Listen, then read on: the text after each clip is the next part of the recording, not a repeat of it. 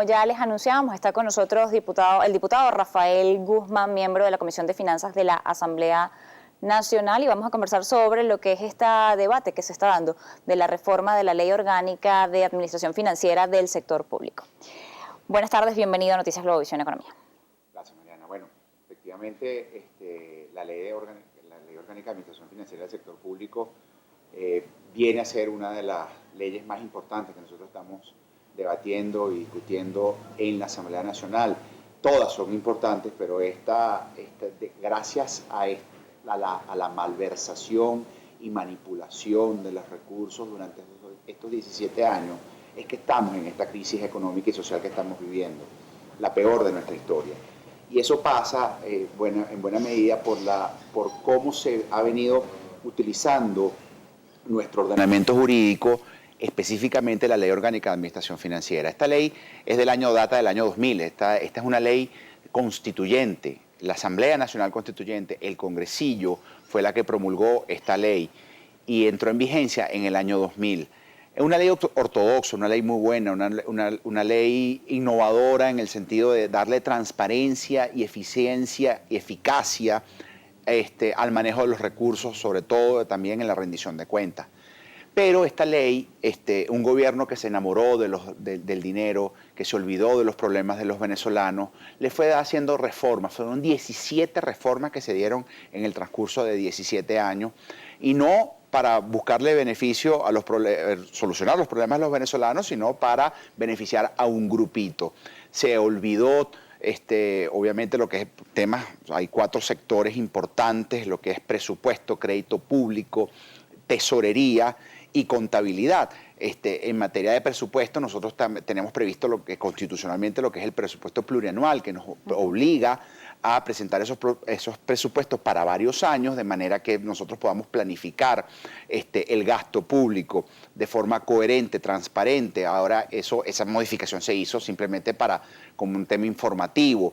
En materia de crédito se dieron distensiones en modificaciones en la ley para que se pudiera endeudar la República en el caso de PDVSA específicamente, que se pudiera endeudar sin la aprobación de la Asamblea Nacional de forma oscura. El manejo de esos recursos no se le ha hecho Contraloría. En temas de tesorería, acabaron con la unidad de tesoro. Entonces, ¿cuántos recursos se fueron a ese Fondem? Más de 136 mil millones de dólares se despilfarraron, y hoy que estamos como dicen, en las vacas flacas, en los periodos de vacas flacas, no tenemos cómo atender la necesidad que estamos viviendo, ¿no? Entonces, todo ello con la intención de aferrar al gobierno en el poder, evitar que se dé manejo transparente de los recursos, y precisamente lo que queremos es volver a esos preceptos de transparencia, eficacia, eficiencia y de rendición de cuentas de la ley del 2000. Básicamente, entonces, lo que buscan con esta reforma legal es eliminar cierta opacidad de lo que existe hoy en las finanzas públicas. Eliminar totalmente la opacidad. Volver a ese espíritu, rescatar ese espíritu del constituyente. Mira, nosotros durante décadas fuimos la envidia, Mariana, de cientos de países en el mundo.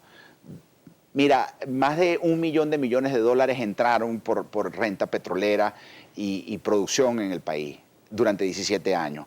Hoy, esos países que nos veían con envidia nos ven con lástima, y nosotros con mucha rabia ver a nuestros hijos recogiendo comida, buscando comida en la basura, cómo se mueren nuestros enfermos, cómo se gastaron recursos en la mayor obra ferroviaria de este gobierno, que se gastaron, todos los reales del mundo, el tramo desde ningún lado a más nunca.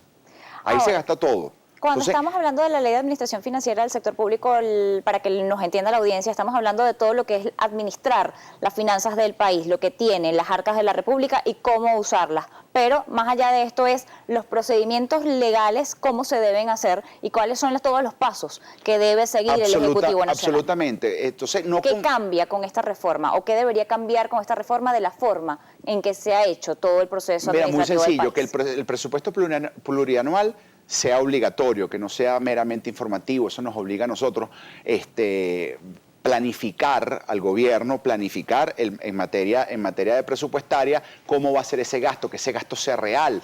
En el tema de endeudamiento, que se hagan los controles que se tienen que hacer previos y posteriores, que le permita al país, a todo, al pueblo, a través de la Asamblea Nacional y otros órganos de control de la administración, pues decirle al país cómo va el avance de la ejecución de ese endeudamiento, esos recursos para qué se utilizan, efectivamente endeudar no para pagar gasto corriente, endeudar al país para generar empleo, para generar progreso.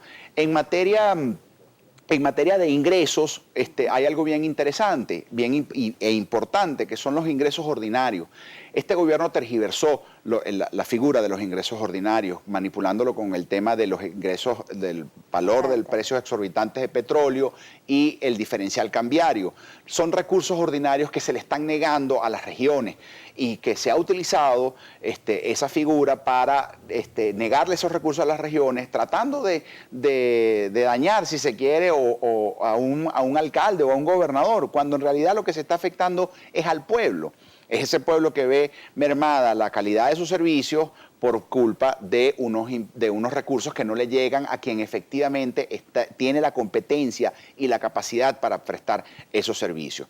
Esas son las cosas, en grosso modo, que trae la ley. Es una ley muy amplia. Estos sistemas de la administración pública se complementan con el sistema tributario y lo que es la administración de bienes públicos, ¿no? Pero de la hacienda pública. De la hacienda, sí, la administración de bienes. Hacienda pública ya es administración financiera. Entonces, y tributos. Entonces, la realidad que nosotros estamos viviendo ahorita es que necesitamos, en estos momentos de vacas flacas, donde los recursos son escasos, donde lamentablemente somos un país monoproductor, que dependemos exclusivamente del petróleo, necesitamos que esos recursos tengan una administración transparente. ¿Para qué? Para solucionar los problemas de los venezolanos, dándole prioridad a lo que efectivamente necesitamos. Tenemos que satisfacer las necesidades inmediatas de los venezolanos, que es en alimentos y medicinas, pero también tenemos que impulsar, y necesitamos muchos recursos para impulsar la producción, el hecho en Venezuela, y para eso está la ley que también ya sancionamos de producción nacional.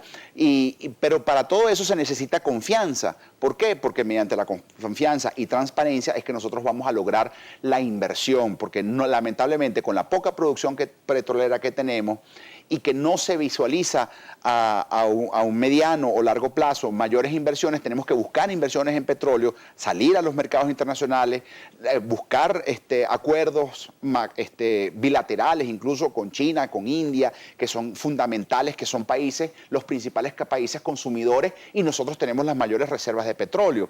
Tenemos que limpiar nuestra administración para generar la confianza en los organismos multilaterales, que es lo que le van a decir en buena medida a todo el mundo: en Venezuela se puede invertir, hay seguridad jurídica. Tenemos que darles confianza también a nuestros venezolanos, a esos patrimonios venezolanos que están en el exterior, que les demos la confianza que puedan venir a Venezuela e invertir en Venezuela. Y por supuesto, nuestro corazón, que es el petróleo. Necesitamos más inversión en materia petrolera. Tenemos que salir de ese absurdo de que nosotros no podemos producir petróleo para tener que mantener un precio alto teniendo las mayores reservas de petróleo del mundo. Eso es lo que nosotros tenemos que enfocarnos, pero para eso se necesitan dos cosas: transparencia y confianza. Transparencia y confianza que se da con administraciones claras y con información para lo que es la ciudadanía y el exterior, que también la necesita, porque básicamente parte de la inestabilidad que se genera en los mercados generalmente es por esta inseguridad que existe respecto a cuáles son realmente las finanzas de la nación. Y que cada quien realice lo que tenga que realizar, las funciones que tengan que realizar, porque cuando tú ves que sacas un cono monetario nuevo, pero no acompañas a esas políticas, obligas al Banco Central a que efectivamente vele por la política monetaria, por el valor del dinero, buscar una unificación cambiaria, pues simplemente ese espacio lo toma una página web de Miami. Eso es lo que estamos viendo. Cuando hablamos de esto, usted señalaba un tema importante, y lo que es la ejecución de los presupuestos, la ejecución no solamente del endeudamiento, sino la ejecución del presupuesto que se asigna a obras públicas. Desde hace mucho tiempo se dejó de conocer cuál era el nivel de ejecución del presupuesto nacional, que es diferente al presupuesto plurianual. absolutamente. Nosotros no tenemos ahorita información en la Asamblea de cuál es esa ejecución presupuestaria.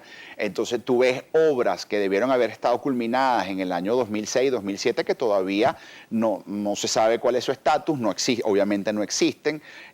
Bueno, por hablarte del circuito el cual yo represento en la Asamblea Nacional, que es Guarenas-Guatire, ese bendito tren, ese bendito metro de Guarenas que conecta a Caracas con Guarenas y Guatire, pues sencillamente debe haber estado listo en el 2007 y se han bailado más de 4.000 millones de dólares y no se sabe dónde están. ¿Cómo no queda aquí sabemos la corresponsabilidad del resto de los poderes públicos?